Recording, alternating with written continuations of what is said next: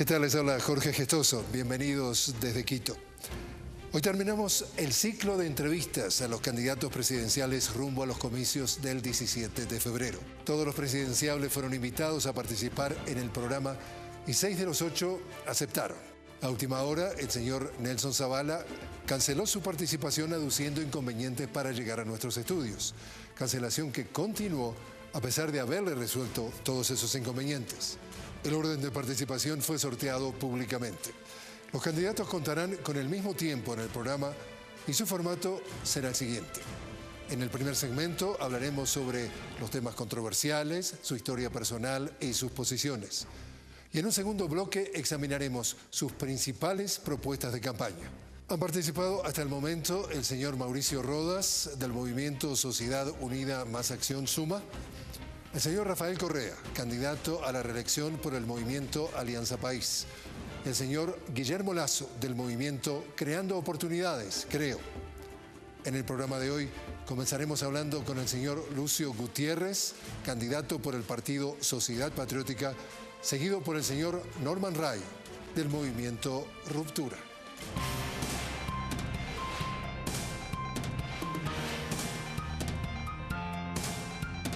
De frente, con Jorge Gestoso.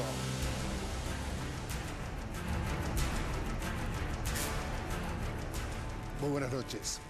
El programa de hoy debió comenzar con la presencia del señor Lucio Gutiérrez, candidato presidencial por el partido Sociedad Patriótica. Sin embargo, el señor Gutiérrez a último momento decidió cancelar su participación este mediodía. Al llamar, como es habitual, para reconfirmar su asistencia, fuimos informados por uno de sus asesores, el señor Carlos Salazar, que el señor Lucio Gutiérrez no sabía que debía estar presente esta noche con nosotros. Eso pese a que le realizamos una invitación mediante carta meses atrás, reconfirmada por correo electrónico y varias llamadas telefónicas durante este tiempo. En eso le especificábamos día y hora de esta emisión. Queremos dejar constancia que este programa y este canal han hecho todos los esfuerzos posibles para contar con la presencia del señor Gutiérrez y lamentamos esta cancelación de su parte a último momento. Ante esta imprevista, le solicitamos a nuestro segundo invitado del programa, el candidato presidencial por el movimiento Ruptura, Norman Ray, si podía tener la gentileza de llegar antes y así comenzar con él el programa, lo que aceptó sin objeciones. Bienvenidos nuevamente. Ahora acompañados por el señor Norman Ray, candidato presidencial por el movimiento Ruptura. Y volvemos a recordarles que pueden enviar sus comentarios a este programa, ya que se genera un debate en la red social con el hashtag De Frente con Gestoso. Señor Norman Ray, una cálida bienvenida al programa. Muchas gracias, buenas noches y un saludo a todos quienes nos están viendo en este momento. Queremos invitarlo, señor Ray, a ver un breve perfil de su persona antes de comenzar la entrevista. De acuerdo. Abogado de profesión, casado, Norman Ray tuvo su primer contacto con la política desde la cobertura de noticias en un diario de Quito. Fue catedrático universitario. En 2008 empezó su carrera política como asambleísta constituyente. Posteriormente integró el Congreso de Transición conocido como Congresillo, en representación de Ruptura de los 25, bajo la lista 35 del Movimiento de Gobierno Alianza País de Rafael Correa. Fue concejal metropolitano de Quito. Desde ese cargo impulsó proyectos de ordenanza sobre control de fauna urbana, respeto a los derechos de niños y mujeres. Trabajó como capacitador y facilitador con organizaciones sociales y comunidades indígenas, realizando procesos de formación en derechos colectivos. Ahora es el candidato presidencial de Ruptura, movimiento que fundó con otros jóvenes ecuatorianos como María Paula Romo. Señor Ray, usted fue parte de Alianza País. ¿Qué lo llevó a romper con el gobierno del presidente Rafael Correa? Nosotros en el 2006 apoyamos la candidatura de Rafael Correa cuando la segunda vuelta era entre Noboa y él. Y lo que estaba atrás era un proyecto de transformación que era la construcción de una salida en democracia y sin violencia, que era la Asamblea Nacional Constituyente frente a la crisis que venía acumulada del pasado. Eso se sostuvo y ese proyecto se lo llevó a cabo en la Asamblea Constituyente. Luego, al pasar de los años y sobre todo el punto de inflexión fuerte fue el de la consulta popular, cuando el Ejecutivo sostuvo que había que meter en las manos de la justicia. Nosotros decíamos, no podemos volver a repetir lo que se hizo antes y lo que significó la Pichicorte, la intervención de Febres Cordero, también la Suprema en su momento. Y cada gobierno tenía un buen justificativo para volver a entrar y afectar la independencia judicial. Nosotros decíamos, eso no es ser coherente y lo que necesitas es generar fortalecimiento de esa independencia judicial y llevar adelante los postulados constitucionales en ese sentido. Por eso nosotros decimos, no le vamos a meter las manos de la justicia, y ese fue el punto de inflexión en el acuerdo que teníamos con Usted País. fue parte precisamente de la Asamblea Constituyente de la nueva Constitución de Montecristi. Ahora que la ve en perspectiva, ¿cuáles han sido sus aciertos y cuáles han sido los temas que están todavía en la parte de los pendientes? Yo creo que la Constitución, uno de sus grandes aciertos fue el proceso como tal. Primero, absolutamente, ampliamente participativo, más de 100,000 personas asistiendo en esos 8 meses de funcionamiento, con sus propuestas, con sus ideas debatidas, asumidas, fuertemente con presencia de sectores que venían en un proceso de construcción, de lucha y reivindicación desde los movimientos sociales. Además, otro de sus aciertos es que esa Constitución, luego de exactamente 22 años, o cerca de 20 años, o por decirlo menos. En 1990 el movimiento indígena dijo, hay que construir el Estado plurinacional. En 1998 se reconocen los derechos colectivos y 10 años después de eso se declara plurinacional al Estado ecuatoriano en esa Constitución. Y esa Constitución construye un régimen garantista de derechos humanos y fomenta una idea que me parece muy interesante, de una relación distinta entre mercado, sociedad, naturaleza y Estado. Y eso creo que son los mayores aciertos y el eje es fuerte de tener una Corte Constitucional que permita efectivamente equilibrio de poderes y control de los actos públicos. Y respecto a esa nueva Constitución, ¿se arrepiente de algo? ¿Haría algo diferente si tuviera que hacer todo de nuevo? Yo creo que habría que hacer de manera mucho más clara y mucho más específica, si es el caso, cómo se iba a generar un proceso de independencia real en el proceso de nombramiento de las funciones del Estado, que es uno de los temas que se critica efectivamente en el proceso que ha sido, sobre todo, liderado por el Consejo de Participación Ciudadana, el famoso quinto poder, pero que a través de la reglamentación y la ley y los acuerdos políticos liderados desde el Ejecutivo de intervención directamente en ese espacio ha generado dudas sobre la independencia en los órganos de control del Estado. Pero no son muchos, 5 poderes en la gran mayoría de los países del mundo, son 3 los poderes tradicionales, ejecutivo, legislativo y judicial. Acá hay 5. Hay que entender la historia de por qué el Ecuador llegó allá. Una de las críticas más fuertes previas al 2008 y que acarreaba esta crisis política, ¿no?, de varios presidentes que no terminaron su periodo, algunos que duraron 3 horas, congresos absolutamente desprestigiados, partidos que representaban intereses oligárquicos, con crisis financiera y feriado bancario de por medio, decían, no puede ser que entre los acuerdos del legislativo y los partidos estén definiendo con los gobiernos de turno quién va a los órganos de control. Entonces, se trató de diseñar un proceso que fortalezca la participación ciudadana y la veeduría y el control en ese proceso de nombramiento, y eso se propuso en el quinto poder. Vemos ahora, en cambio, que en el otro extremo, ese nombramiento y los procesos de selección no llegan a explicar cómo los mejores puntuados en las aptitudes académicas y de conocimiento para poder llegar a una función como, por ejemplo, la Corte Nacional de Justicia, a través de entrevistas personales sobre las cuales además se hacen a puerta cerrada, terminan en el último puesto. Entonces, estas cosas son las que ves tú que la estrategia a través de la cual se han manejado estos temas desde el Ejecutivo ha generado esta duda respecto a la independencia de esos órganos que son absolutamente importantes para la democracia y el equilibrio de poderes. La asambleísta María Paula Romo, hay consenso que es la figura más visible de ruptura. ¿Por qué usted y no ella candidato a la presidencia? Bueno, María Paula es nuestra compañera querida, una asambleísta además calificada absoluta y completamente con muy buena nota respecto a cuál ha sido su función desde antes y ahora más en esta última asamblea legislativa, pero ella tiene una situación real y concreta, su edad, ¿no? Ella es una mujer absolutamente joven, tiene 33 años, pero además de eso... Y la Constitución exige 35 para 35 años para poder participar, pero además de eso, mi movimiento creyó firmemente que mi propuesta, mi participación desde la fundación del Movimiento Ruptura, lo que yo defiendo y las posturas y posiciones y la fuerza con la cual sostengo mis principios, que son los principios de mi organización y la participación política, me daban suficientes méritos como para poder asumir el reto de liderar esta propuesta del movimiento Ruptura. Además, en coherencia y responsabilidad con más de 170.000 personas que firmaron para que nuestro movimiento exista como tal. ¿Y cómo piensa compensar su falta de experiencia en la función ejecutiva? Bueno, eso es, como digo yo, un mito urbano. ¿Qué quiere decir? Lo que quiero decir es que eso es una manera de siempre como de tratar de menospreciar la juventud en la participación política. Mire, yo desde hace 20 años atrás vengo caminando al país y vengo construyendo con las comunidades indígenas, campesinas, con los movimientos de mujeres, de niños, niñas, fuertemente centrado a nivel urbano, a nivel rural, en la defensa de los derechos y el acompañamiento del fortalecimiento organizativo de la gente. Eso me ha permitido, además, en ese lapso, yo estudié en la universidad pública y en la privada. Soy doctor en jurisprudencia y adicionalmente he tenido la posibilidad de estar también cerca de la función pública, trabajando como universitario, trabajando como interesado en esos temas, investigando también la política de este país. Y como bien ustedes decían, y por eso yo tengo algo que observar respecto a la nota sobre mi perfil. Y yo no empecé a hacer política trabajando en un medio de circulación nacional, en un diario de circulación nacional como editor de política.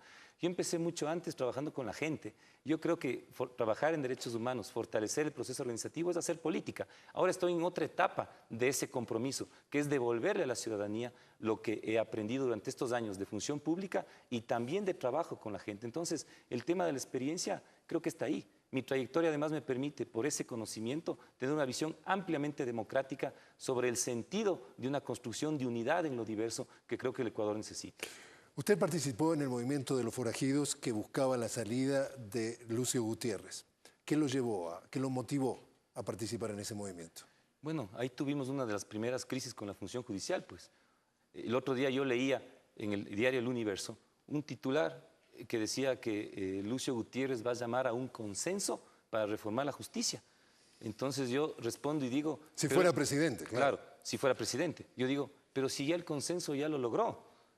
Partido Sociedad Patriótica, PRIAN, Partido Relocista Ecuatoriano, 22 independientes y además el Movimiento Popular Democrático acordaron en una madrugada meterle las manos a la justicia bajo el principio de que, y eso lo vimos, del retorno del economista Alberto Dajic, del retorno de Gustavo Noboa y del retorno también de Abdalá Bucaram. Y hoy hay una lectura, por lo menos de algunos analistas, que ese fue el principio del fin de Lucio Gutiérrez. Sin lugar a dudas. Él ahora no lo quiere aceptar, pero fue activo participante de ese proceso. Por lo tanto, ese momento fue un punto de inflexión en el que había que tener una postura clara para evitar efectivamente la concentración de poder dentro de un proceso que estaba burlando absolutamente la independencia de una función que es absolutamente importante para la vida de la gente. Y esa fue, desde ahí construimos nosotros la necesidad de romper las prácticas políticas del pasado, porque eso era repetir lo que ya se venía haciendo 25 años desde 1978 en el retorno democrático, donde se fue generando un proceso en que los partidos políticos fueron absolutamente cooptados por los intereses oligárquicos de este país. ¿Y hoy? Este momento... de manera paradójica, ¿no? Fue este mismo gobierno, por eso repito las razones de la intervención en la Pichicorte, el que pidió amnistía para Noboa, ¿no es cierto?, el que pidió amnistía para Dajic, y adicionalmente hay un candidato del partido, bueno, que no fue candidato del Partido Socialista Ecuatoriano, el caso del señor Bucaram, que sigue insistiendo que no le han cumplido un acuerdo. Entonces, esas paradojas de la vida política del Ecuador no las comprendemos y por eso creemos que hay que ser coherente y absolutamente. Cuando uno dice no hay que meter las manos a la justicia, hay que sostener eso. Y por esa razón, si estuvimos en contra de lo que sucedió en aquel momento, no podíamos aupar lo que iba a suceder, aunque le den el espacio de legitimidad. Salió a las calles en ese momento con el movimiento de los forajidos. ¿Volvería a salir a las calles? Y en ese sentido, si fuera el caso, ¿con qué motivación? Bueno, yo creo que, como dice la propia Declaración de los Derechos Humanos, el derecho de los pueblos a resistir la opresión siempre es una razón para que el pueblo se organice y reclame mejores días y mejores posibilidades de dignidad para la gente. Siempre hay esa posibilidad, pero además yo creo que la libertad de expresión, y esto es muy importante, la libertad de expresión no solamente se agota en los medios de comunicación, es un ejercicio de la democracia y la cotidianidad. La democracia vive del conflicto. es necesario para transformar las cosas y hay momentos que son duros y por eso hay momentos que hay que estar en los medios de comunicación y momentos que estar en la calle y otros que estar discutiendo en los espacios institucionales de representación, pero todos son espacios democráticos y un gobierno democrático tiene que entender que eso le hace bien a la democracia y tiene que garantizar esa organización social y no criminalizar la protesta. Usted me dice que ha estudiado Derecho y usted y yo sabemos que el derecho de uno termina cuando empieza el derecho ajeno. Y en ese sentido la libertad de expresión terminaría cuando empieza el derecho de la otra persona al honor, a la honra, etcétera, etcétera. ¿Cómo tener claro que una cosa es el derecho de expresión y otra cosa no es el derecho a la difamación? Bueno, con una legislación clara que establezca los límites y los parámetros en donde esa discusión democrática tiene que hacerse. Estamos clarísimos, uno vive en sociedad con estos límites.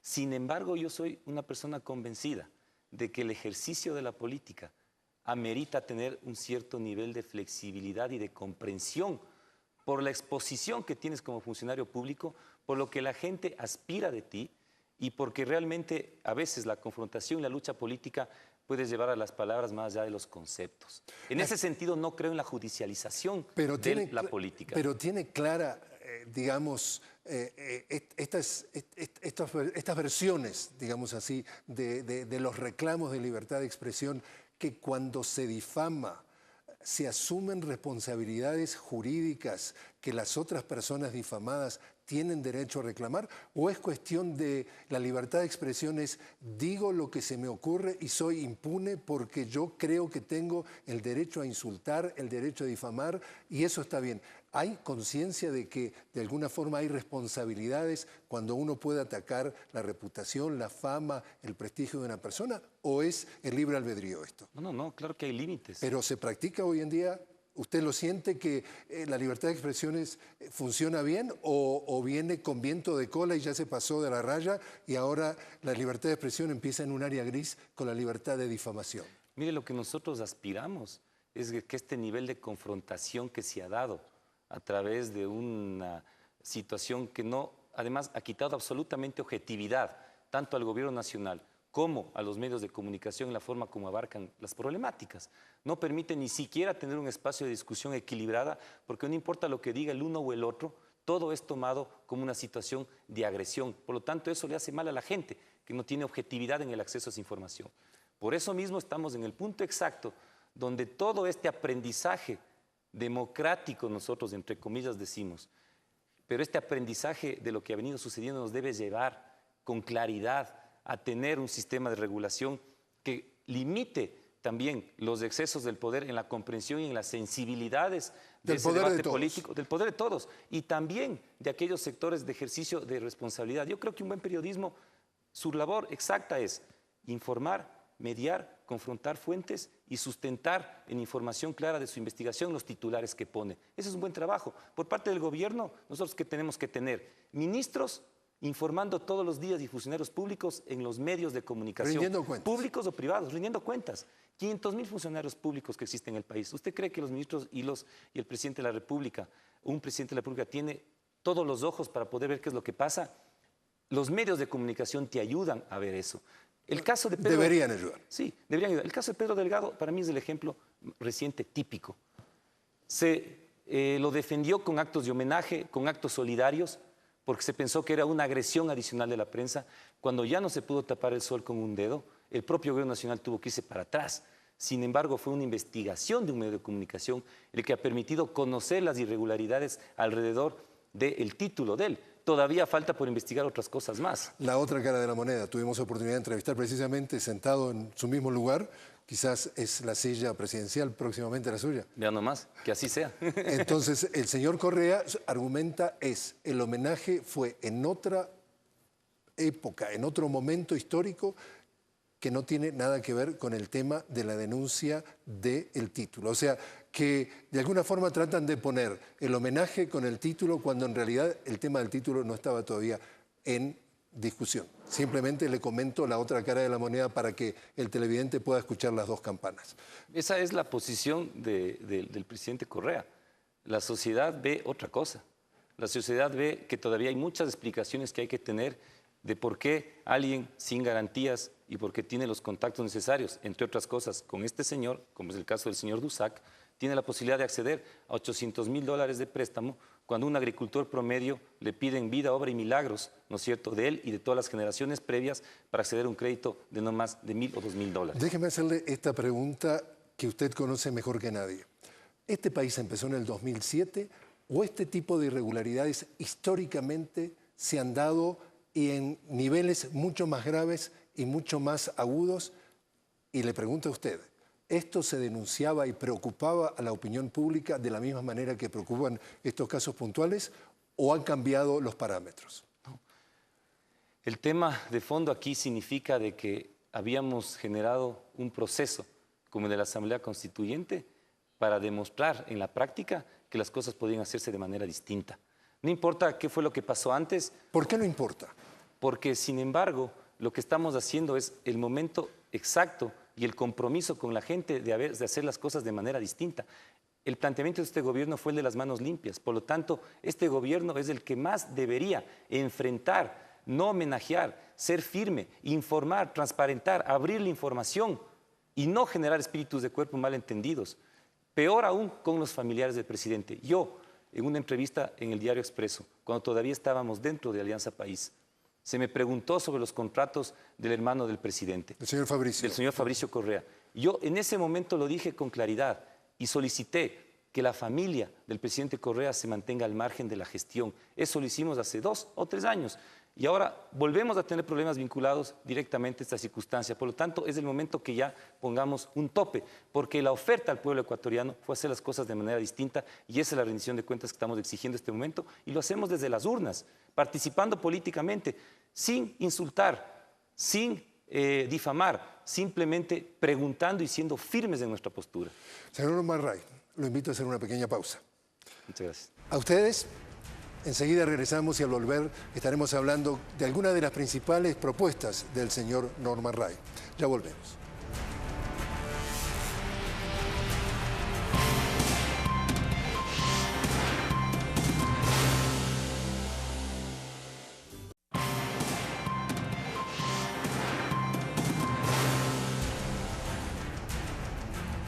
Continuamos conversando con el candidato presidencial Norman Ray del movimiento Ruptura y les recordamos una vez más que pueden hacernos llegar sus comentarios a través del hashtag de Frente con Gestoso. Señor Ray, ¿qué haría con Julian Assange si llegara a la presidencia?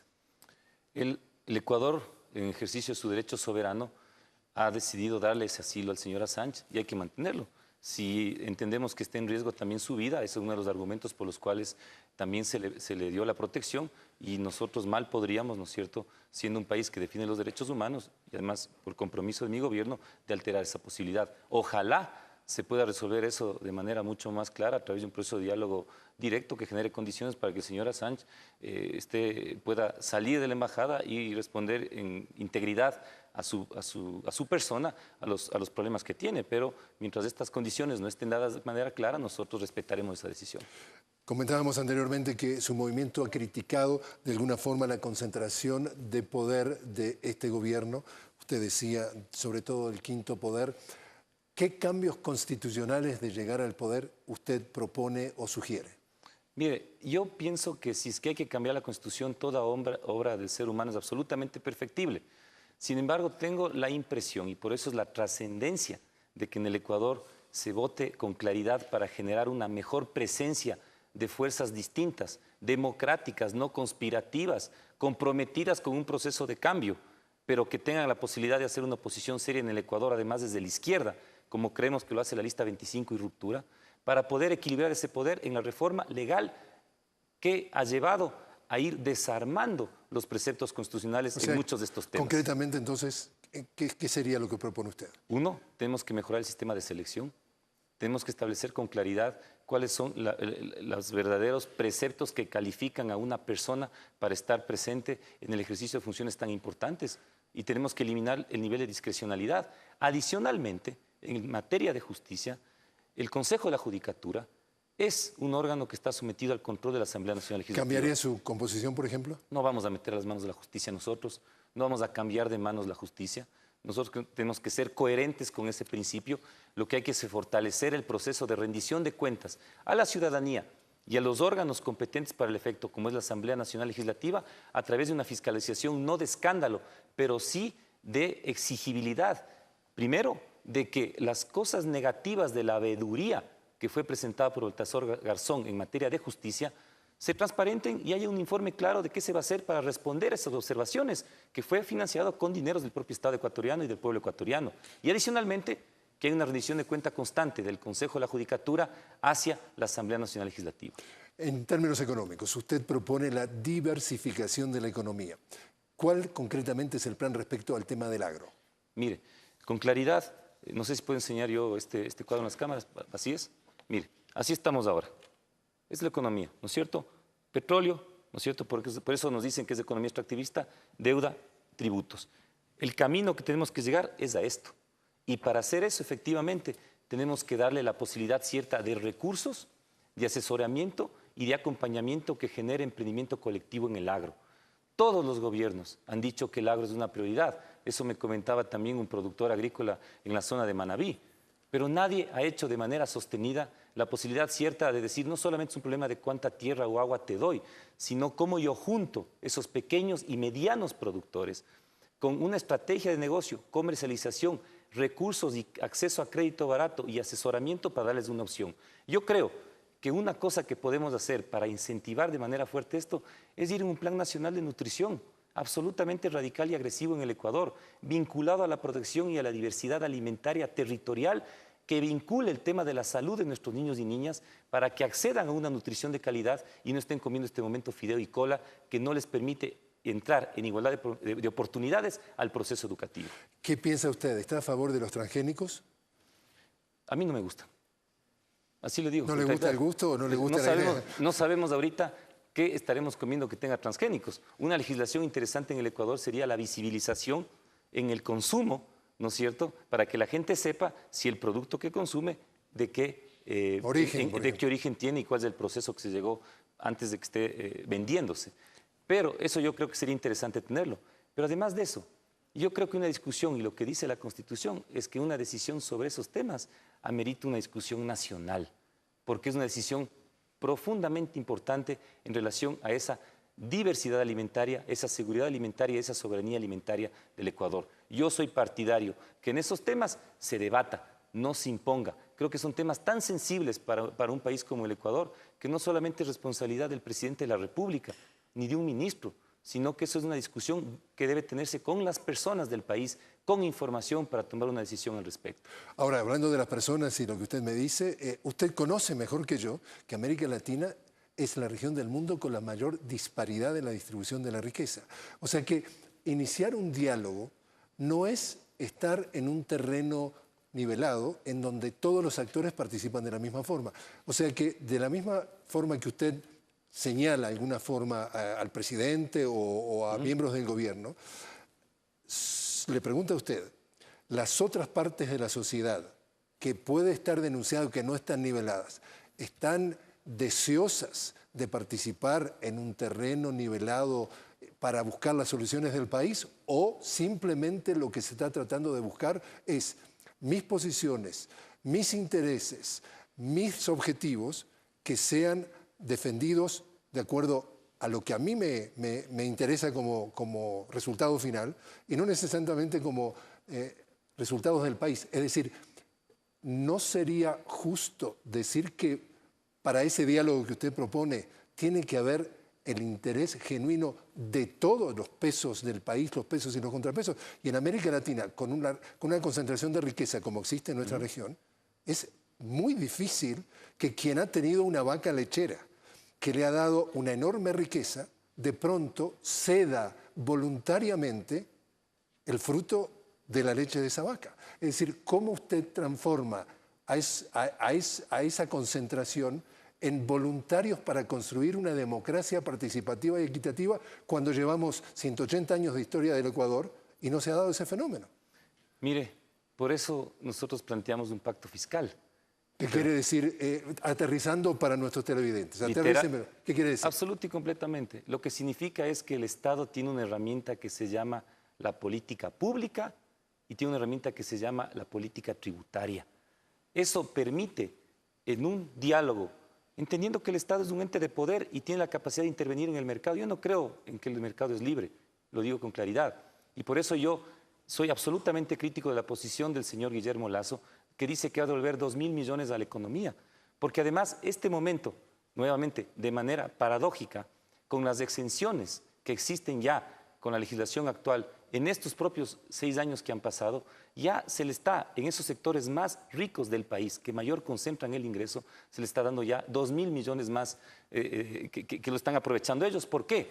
Por la disparidad que existe. Ahí está, Lasso dice que él reduciría los impuestos en 2.000 millones. No, entonces, claro, va a otorgar 2.000 adicionales, 4.000 en su conjunto y nuevamente se dispara la concentración del ingreso en un país donde el 20% más rico concentra más del 50% del ingreso. ¿Qué propone, ¿Cómo entonces? entro yo?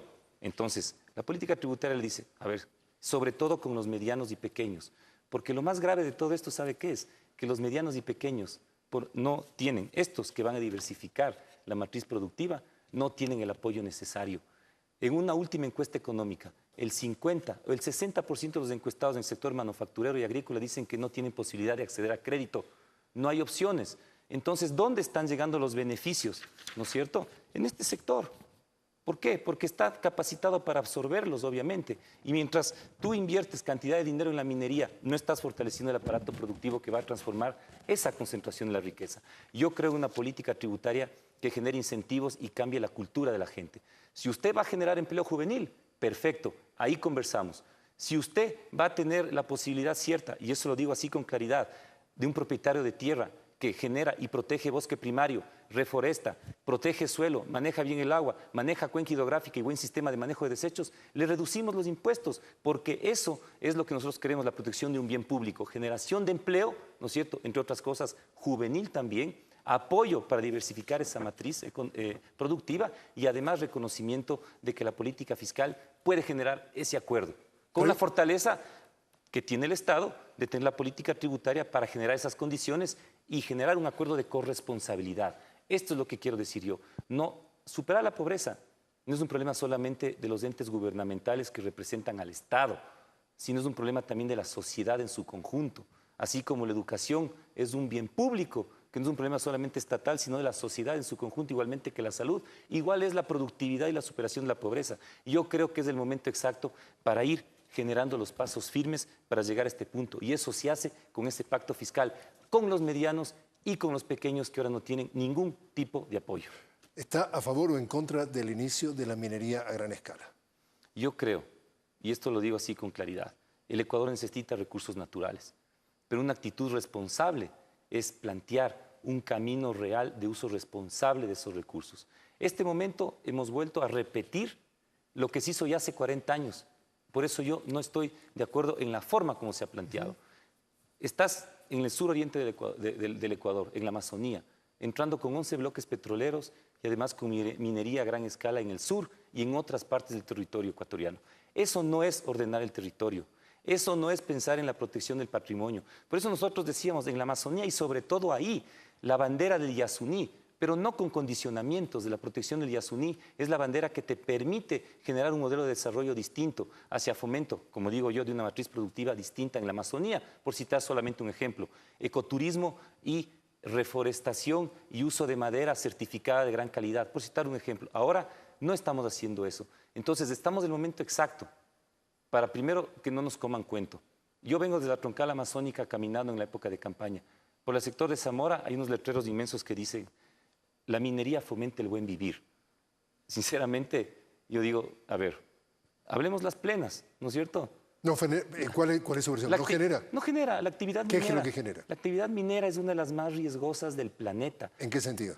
Primero, divide, explota, extrae, daña la naturaleza y adicionalmente, históricamente, tiene una historia de violación de derechos humanos impresionante. Por eso, digamos las cosas con claridad. Pero déjeme interrumpirlo allí. Entonces, ¿qué sería? ¿Mendigos con sacos de oro bajo tierra? Es que esta es la contradicción en la cual nos ha tenido en el Ecuador desde hace 40 años atrás y más. El problema es que no es cierto que tienes que utilizar los recursos de manera responsable y priorizar dónde sí y dónde no y qué es lo que vas a proteger, porque si no vuelves a repetir el mismo esquema. Esto no va a cambiar. Para llegar acá tienes que diversificar y tener la certeza de que esos recursos ya debieron haberse estado usando para generar una matriz productiva absolutamente El petróleo distinta. se puede acabar. El petróleo se puede acabar, pero nosotros tenemos, y eso lo sabíamos hace rato, ¿no? No es una cosa que lo sabemos ahora, lo sabíamos hace un montón de tiempo. Pero no puede ser, ¿no es cierto?, que en este momento exacto de que estamos viviendo volvamos a repetir un esquema extractivo que tampoco le va a permitir a esa región una posibilidad distinta ni al Ecuador en su conjunto de diversificación de esa matriz. Entonces, nosotros planteamos, seamos responsables y pongamos límites.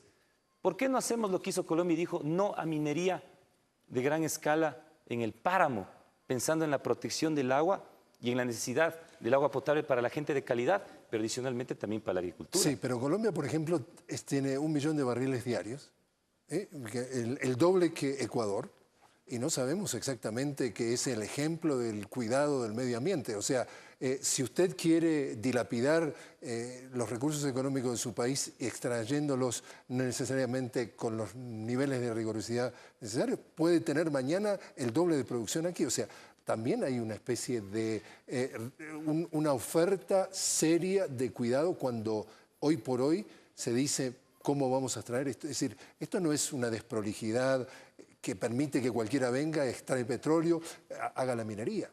Cuando te dice la minería fomenta el buen vivir, parecería entonces que la minería es per se buena y no hay una reflexión respecto incluso, es decir, ese tipo de propaganda lo que hace la gente es que acepte cualquier cosa, pues, cuando lo que necesitas.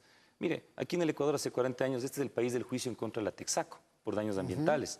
Es el país donde existen 2 o más bloques en la Amazonía, donde no se resuelve la conflictividad social, en la misma zona donde se está impulsando la nueva ronda petrolera, donde son los problemas de fondo que tienen que solucionarse para inclusive garantizar que la actividad pueda llevarse a cabo, pero consultando y trabajando con la gente y compartiendo un plan de vida y de desarrollo hacia el futuro.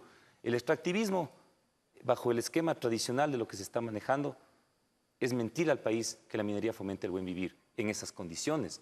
Es mentira decirle al país que esa va a ser la salida del Ecuador. Lo que necesita el Ecuador en este momento es saber qué es una actividad de riesgo y cuáles van a ser los límites en los cuales se va a llevar a cabo y qué voy a proteger yo ahora para las futuras generaciones. Este es el tema de fondo y lo que se plantea no está en esa perspectiva. Nos vuela el tiempo. Una pregunta muy concreta. Hoy el Ecuador está mejor que hace 6 años, ¿sí o no? Yo creo que se han mejorado cosas, sin lugar a dudas. Entonces, ¿el plan del buen vivir ha mejorado el buen vivir de la gente o no?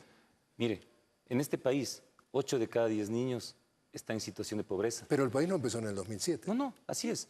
50... Y la reducción de la pobreza ha sido una de las mayores en la historia de América Latina en los últimos años.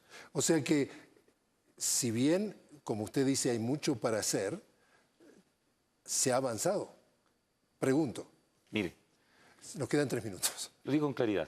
Se ha invertido en educación, se ha invertido en salud. Sin embargo, existe una desconexión total y el ejemplo más típico de esto es la reforma universitaria, por citar un ejemplo, y lo que pasa en los 13 años previos. Hay una brecha educativa inmensa y un rezago educativo de 5.700.000 personas en el país y 8 de cada 10 niños están pobres. Entonces, ¿qué es lo que quiero decir con esto? No hay una decisión clara para ir generando, ¿no es cierto?, condiciones que permitan que también la inversión en una matriz productiva distinta y la inversión directa en generar priorización en la calidad de la educación y adicionalmente en la cobertura de salud y nutrición a esos mismos niños que vayan transformando en la práctica realmente la matriz de pobreza y de concentración. Nosotros creemos que eso no se ha hecho. Las cifras que yo he señalado señala que todavía el aparato productivo del país, que es el que va a generar realmente oportunidades para el resto de la gente, de los medianos y pequeños, sigue sin beneficiarse económicamente de las medidas que se toman. Y eso sucede porque no se han tomado decisiones para fortalecer ese aparato para que capte esa inversión. Yo creo que en ese sentido todavía hay un gran nivel de exclusión y eso se va a ir viendo cada vez más si es que no se toman intervenciones directas en la calidad de educación de la gente y en su inversión real en cuidado materno-infantil y en salud de calidad. Norman Ray, su mensaje final. Bueno, decirle a los ecuatorianos y ecuatorianas que realmente en la primera vuelta escojan aquella preferencia que más responde a sus inquietudes, a sus necesidades y a sus posibilidades ciertas de lo que sueñan para el Ecuador. Mi propuesta está centrada en la gente, en generar productividad y además captar fuertemente opciones reales para el emprendimiento de los jóvenes que van a sostener de aquí hacia el futuro la vida del resto del Ecuador, dándoles opciones reales de trabajo con incentivos económicos. Yo creo que hay que trabajar fuertemente en los medianos y pequeños. Lo que vemos ahora es que eso todavía no se hace porque el extractivismo sigue mandando en el Ecuador. He planteado las alternativas que queremos hacer y le digo al ecuatoriano, mire, no siente que desperdicia su voto si es que toma la opción que más representa su corazón y lo que usted piensa. Norman Ray, muchísimas gracias por haber estado con nosotros y muchísima suerte. Muchísimas gracias. Y a ustedes también, muchas gracias por habernos acompañado. Les habló Jorge Gestoso. Tengan muy buenas noches desde Quito.